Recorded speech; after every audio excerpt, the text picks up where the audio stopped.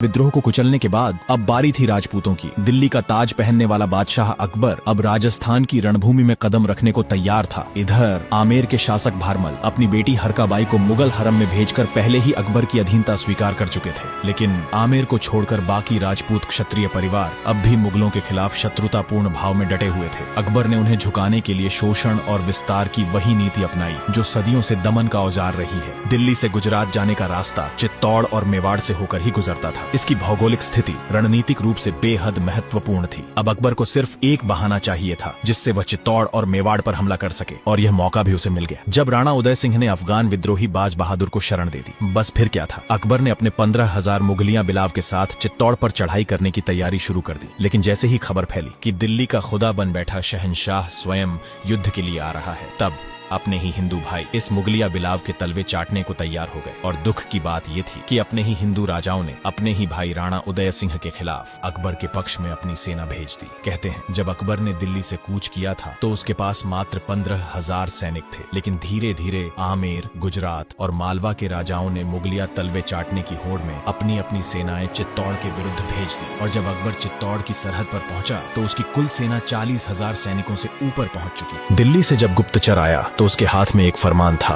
उस फरमान में लिखा था, बादशाह अकबर स्वयं 15,000 की शाही सेना लेकर चित्तौड़ पर चढ़ाई करने आ रहा है। खबर जैसी ही राणा उदय सिंह तक पहुंची, युद्ध की गंभीरता को भांपते हुए उन्होंने तुरंत आदेश दिया कि चित्तौड़ की समस्त प्रजा को सही सलामत दुर्ग के भीतर पहुंचा दिया जाए। और फिर गांव गांव में नगाड़ों के साथ ऐलान होने लगा, सुनो सुनो, दिल्ली का बादशाह अकबर चित्तौड़ पर आक्रमण करने आ रहा है। समस्त जनता शीघ्र दुर्ग के अंदर प्रवेश करे। द्वार बंद किए जाने वाले हैं। लोगों ने अपनी गृहस्थी समेटी। बच्चे, बुजुर्ग, महिलाएं सब दुर्ग के विशाल फाटकों की ओर दौड़ पड़े। जैसे ही पूरी प्रजा दुर्ग के भीतर पहुंची, द्वार बंद कर दिए गए और तभी मुगलिया बिलाव अकबर चित्तौड़ के दरवाजों पर दस्तक देता दिखाई दिया। उसने ललकारा, यह काफिरों का किला है और खुदा ने मुझे भेजा है इन्हें नेस्तनाबूद करने के लिए। चित्तौड़ के किले पर जब 40,000 मुगलिया सैनिकों की धमक सुनाई दी और उन सैनिकों के साथ अपने ही कुछ राजपूत भाइयों की मौजूदगी देखी तो राणा उदय सिंह का हृदय भीतर से टूट गया। जिस धरती पर उन्होंने अपने बचपन के दिन बिताए थे, जिस मिट्टी की गंध में उनकी माँ की ममता और गुरुओं की शिक्षा बसी थी, आज उसी भूमि को अपनों ने ही मुगलों की हरमगाह में सौंप दिया था। राणा की आंखों में बचपन की एक स्मृति तैर गई जब माँ उन्हें पालने में झुलाते हुए कहती थी, इला न देनी आपनी हालरिया हुलराए, पूत सिखावे पालने, मरण बड़ाई माए। मतलब क्षत्राणी अपने पुत्र को बचपन से ही मर मिटने का पाठ पढ़ाती है कि बेटा, रणभूमि में दुश्मन से टकरा जाना पर अपनी भूमि पर किसी और का झंडा मत लहराने देना। लेकिन आज उन्हीं संस्कारों को भूलकर जब राणा ने अपने ही खून को मुगलों के साथ देखा तो उनकी आत्मा कांप उठी। मन में एक ही चिंता गहराने लगी, क्या अब चित्तौड़ भी उस गंध में डूब जाएगा जो केवल गुलामी की होती है? पर नहीं, राणा उदय सिंह ने हार नहीं मानी, अपने शौर्य को समेटा और रणभेरी बजा दी। राजपूताना की तलवारें फिर से चमकने लगी।